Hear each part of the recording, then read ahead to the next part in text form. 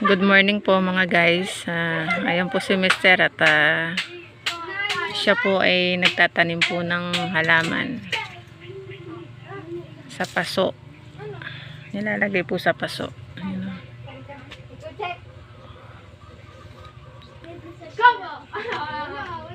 Ano bang halaman yan? Ha?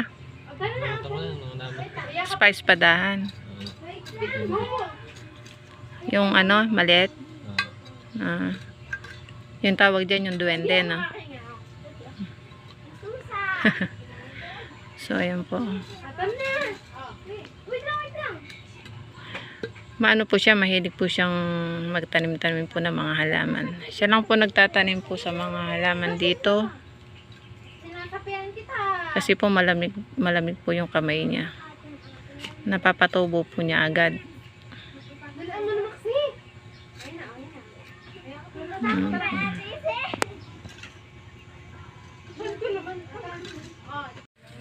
So ayan po guys, at ayan na po yung mga natanim niya. Ito po. Ayan po yung mga natanim na niya.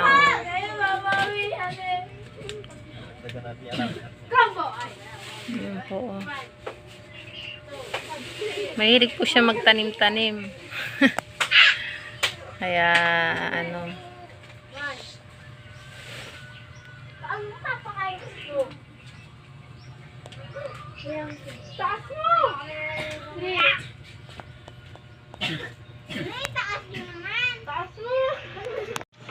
so ayan po guys si Mr. at siya po ay nananahi po ng mga notebook. Kasi po yung anak po kasi namin na high school, hindi daw po pwede yung spring, dapat daw po tahi. Kaya ayan, nagre-recycle po tayo ng mga notebook. Ayan po. Ito pong mga notebook na to yung mga dati pa pong notebook yan, kaysa po sa itapon, inano na lang po namin, tinanggalan po namin ng yung mga konti-konting sulat. Kaya po ano,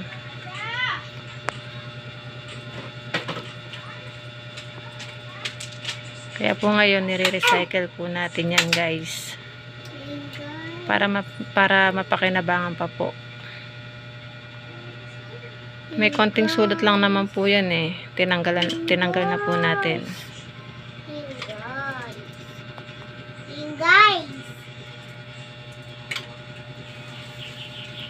Si Mr. lang po ang marunong manahi. Ako hindi po kasi ako marunong manahi.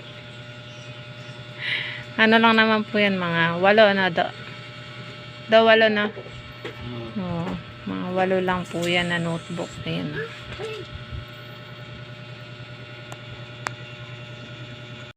So ayan po guys, at tulungan na po natin si Mr. Ako na lang po yung magtatanggal ng spring.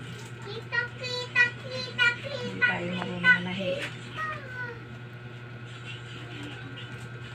Pero mahirap din magtanggal ng spring.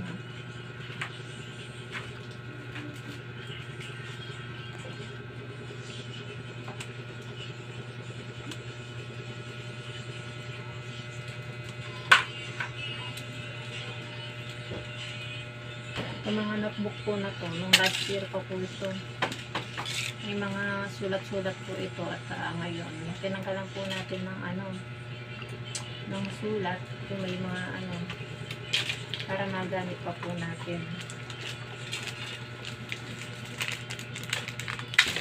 Sayang naman po kung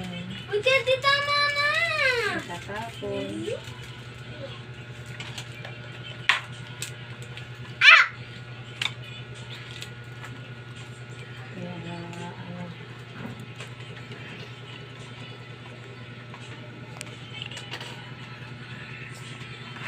Ito mahirap to.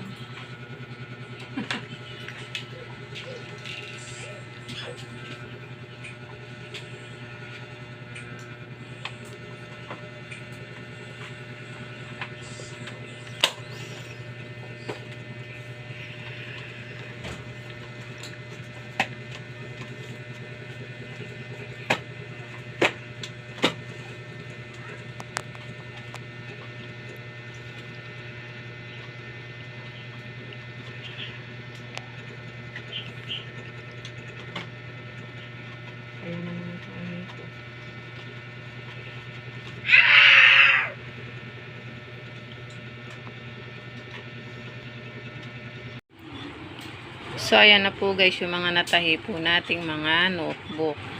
Ayan o. Natahi po natin kanina.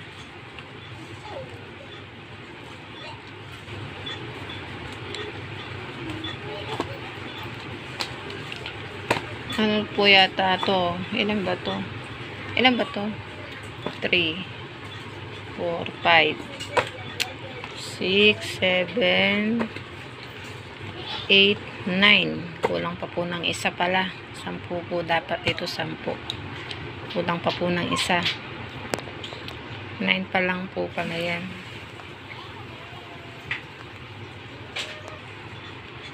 So, ayan po guys, at hanggang dito na lamang po muna. Marami pong salamat. God bless po.